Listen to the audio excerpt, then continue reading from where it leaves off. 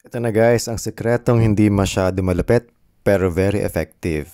Yan, paano magbukas ng balot? Yan, ipatong sa flat na lamesa. Yan, kailangan po flat para hindi siya gumulong. Tapos, pwede mo siyang gamitan ng ruler. Nasaan na yung ruler natin? Ruler, hello! Ayun, yun. So, actually guys, kita na dito pa lang. Yan, yung side na malalim, hindi po doon. Nasa left side po. Yan, turo natin. Left side. Yan, yung side na mas mataas. Diyan po natin siya bubuksan. Yan. Buksan na natin. Yun, yun. Yun. Tama ba? Tama guys. O, kita?